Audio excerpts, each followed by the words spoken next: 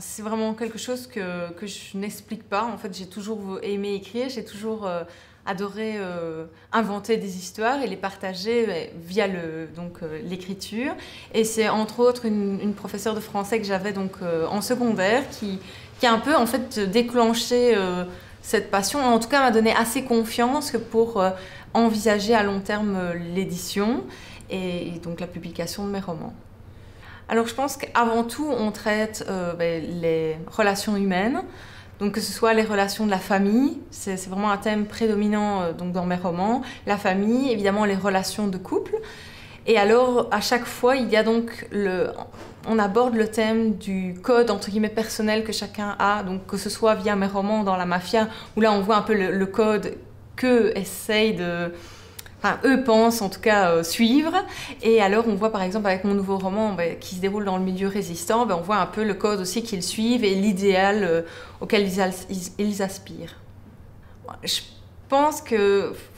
j'aime de toute façon l'action, j'aime qu'il y ait une certaine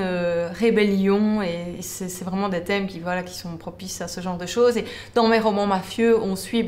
un chef, le fils d'un chef de clan qui doit entre guillemets reprendre la famille mafieuse dans laquelle il évolue, et on le voit lui se poser la question: est-ce que je suis le modèle qui est dicté par ma famille et l'éducation que j'ai reçue, ou est-ce que moi je trouve ma propre voie et entre guillemets je suis mes idées. Et c'est pareil en fait avec mon roman Résistant, mon roman dystopique, où là en fait on suit un groupe de résistants qui utilisent en fait les réseaux sociaux pour justement combattre l'État totalitaire et prouver qu'il y a une vie meilleure que ce que l'État veut nous faire croire. Oui, alors donc la saga dystopique sera en 3 volets normalement, donc